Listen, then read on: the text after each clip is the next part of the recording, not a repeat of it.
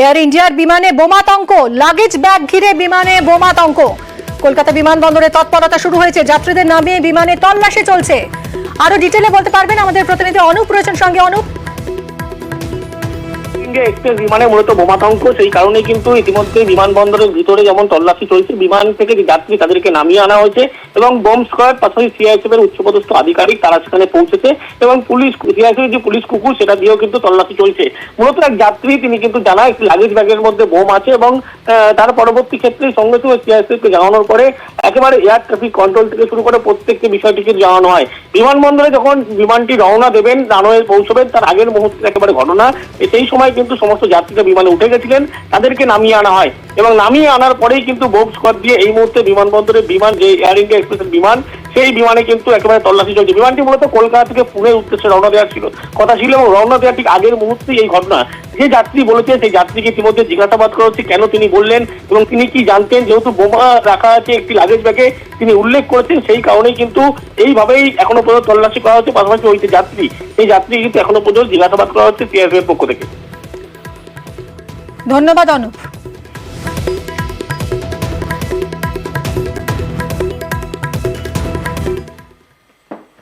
প্রবল বৃষ্টি দিল্লিতে, আর সেই বৃষ্টি বিপদের মধ্যেই দিল্লি বিমানবন্দরে বিপর্যয়। কাক ভরে হুড়মুড়িয়ে ধসে পড়ল ১ নম্বর টার্মিনালের ছাদ। চাপা পড়ে একজনের মৃত্যু হয়েছে, আরো ৮ জন জখম হয়েছেন। আর্থিক সাহায্য ঘোষণা করেছে অসামরিক বিমান পরিবহন মন্ত্রী। তছনছ হয়ে গেছে পরপর গাড়ি, ব্যাহত উড়ান পরিষেবা।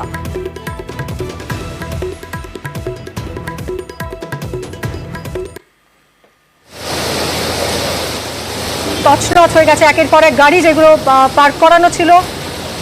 ভেঙে পড়া ছাদের তলায় চাপা পড়ে গেছে অনেক গাড়ি। একজনের মৃত্যু হয়েছে, এখনো পর্যন্ত ৮ জন আরো আহত। যদিও এই বিপদ আরো অনেকটাই বাড়তে পারত, কিন্তু ভেঙে পড়ার আগের মুহূর্তের ছবিটা দেখুন। প্রবল বৃষ্টিতেই হুড়মুড়িয়ে ধসে পড়ল দিল্লি বিমানবন্দরের ১ নম্বর টার্মিনালের ছাদ। ভয়াবহ এই ছবি।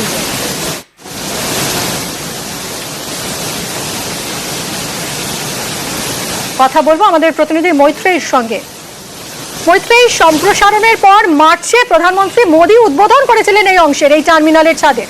তবুও এই টার্মিনালটা উদ্বোধন করেছিলেন খোদ প্রধানমন্ত্রী। রাজধানীর এয়ারপোর্ট, এত গুরুত্বপূর্ণ একটা জায়গা, তার এরকম বেহাল দশা হয় কিভাবে? একেবারে মিমি, দেখো, সব থেকে বেশি প্রশ্ন হচ্ছে যে বিমানবন্দরের নিরাপত্তা প্রসঙ্গে। যদিও মার্চে সিভিল এভিয়েশন মিনিস্ট্রির তরফ থেকে ইতিমধ্যেই তারা মন্ত্রী জানিয়েছেন, রামমোহন নাইডু, তিনি জানিয়েছেন যে এই যে অংশটি ভেঙে পড়েছে সেটি প্রধানমন্ত্রী উদ্বোধন করেননি, সেটি অন্য জায়গায়, তিনি অন্য অংশ উদ্বোধন করেছেন। কিন্তু মূলত যে প্রশ্নটা উঠছে, গতকাল রাতভর প্রবল বৃষ্টি হয় এবং সেই বৃষ্টির জেরেই ছাদের অংশটি একেবারে পাশের বাড়ির মতো ভেঙে পড়ে এবং একের পর এক গাড়ি তার তলায় চাপা পড়ে যায়। খুব স্বাভাবিকভাবে দিল্লি বিমানবন্দরের T1 অর্থাৎ টার্মিনাল 1, সেটি অত্যন্ত ব্যস্ত টার্মিনাল এবং ভোরের দিকে অনেক যাত্রীরা তারা ঢুকছিলেন। সেই সময় কিন্তু এরকম একটি ভয়ঙ্কর বিপর্যয় ঘটে। একাধিক গাড়ি তার উপরে ভেঙে পড়ে। এই টার্মিনালের ওপরের যে শেড অংশটি রয়েছে, এই মুহূর্তে যে ছবিটি দেখা যাচ্ছে যে প্রবল বর্ষণে ঠিক কি অবস্থা হয়েছিল। অর্থাৎ এখানে গিয়ে কিন্তু প্রশ্ন উঠছে যে যদি প্রবল বর্ষণ হয় বা প্রচুর বৃষ্টিপাত হয়, সেক্ষেত্রে সেই বৃষ্টির জল ধরে রাখার ক্ষমতা না থাকলে সেই শেড কেন তৈরি করা হয়েছিল এবং সেই শেডের ক্যাপাসিটি বা কতটা রয়েছে সেটার উপর পরীক্ষা নিরীক্ষা কোথায় হয়েছিল, কোথায় যাত্রী সুরক্ষা, যাত্রী নিরাপত্তা, সেই জায়গাগুলো কোথায় রয়েছে, এই প্রশ্নগুলো কিন্তু করে দিয়েছে। যেমনটা তুমি জানালে যে ইতিমধ্যেই ৮ জন আহতকে তাদেরকে উদ্ধার করা হয়েছে, তাদের চিকিৎসা চলছে এবং একজন তার মৃত্যু হয়েছে বলে এখনো পর্যন্ত মন্ত্রকের তরফ থেকে জানানো হয়েছে। যাত্রী পরিষেবা 2টো পর্যন্ত, বেলা 2টো পর্যন্ত টার্মিনাল 1-এ সম্পূর্ণ রকম বন্ধ রাখা রয়েছে এবং একাধিক বিমান চলাচল ব্যাহত হয়েছে।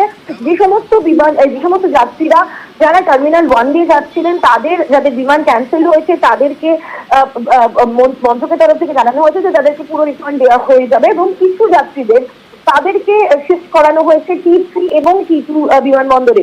কিন্তু মূল যে প্রশ্নটা উঠছে সেখানে সেটা হচ্ছে যে বিমানবন্দরের যাত্রী সুরক্ষা এবং যাত্রী নিরাপত্তার প্রশ্নে। আমরা আজকে দেখি রামমোহন নাইডু, যিনি সিভিল এভিয়েশন মিনিস্টার, তিনি গোটা সংসদে আসার আগে তিনি এলাকায় যান এবং তিনি গোটা জায়গাটা ঘুরে দেখেন। তারপরে তিনি সংসদে এসেও তিনি জানিয়েছেন যে গোটা বিষয়টি নিয়ে তদন্ত করা হবে।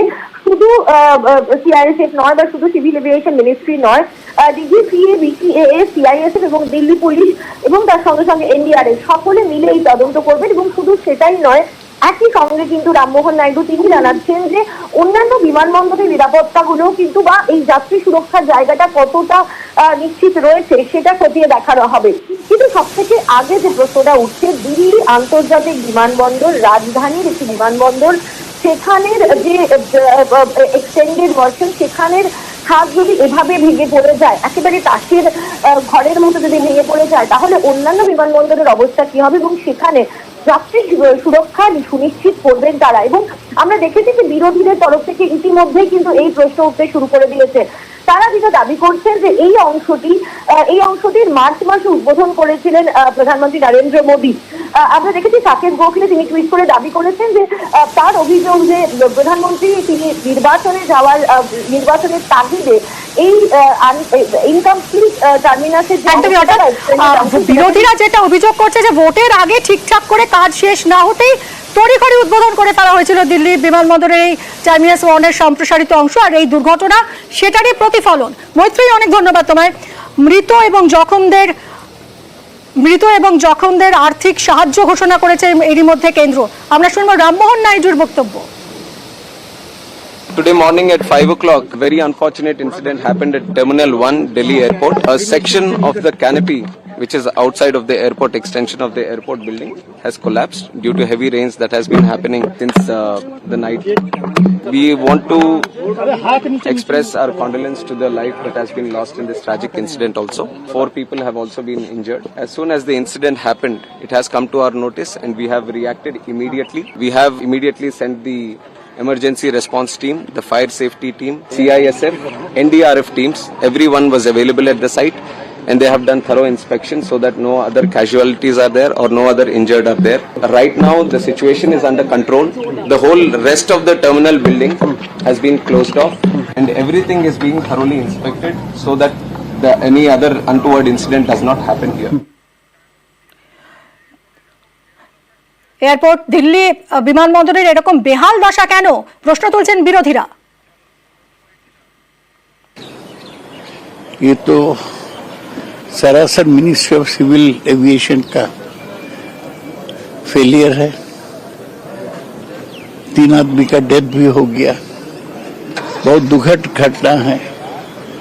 इस पर मिनिस्टर फॉर सिविल एविएशन को बयान देना चाहिए और क्या रेमेडियल स्टेप उन्होंने लिया इसको उन्हें बताना चाहिए। দিল্লিতে দুর্যোগ, নাগাড়ে বৃষ্টিতে হাবুডুবু রাজধানী, থই থই করছে রাস্তাঘাট, ট্রাক লরি ডুবে গেছে সেই ছবি সামনে এসছে। সংসদের সামনেও হাঁটু জল জমেছে, রাজপথে নৌকো চলছে, নাকাল মন্ত্রী সাংসদ থেকে আম আদমি।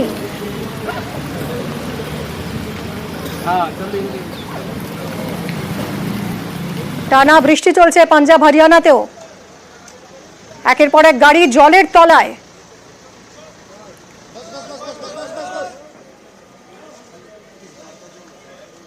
হাবুডুবু দশা রাজধানীর, নাগাড়ে বৃষ্টি চলছে দিল্লিতে এবং সেই দুর্যোগের ছবিটা দেখুন।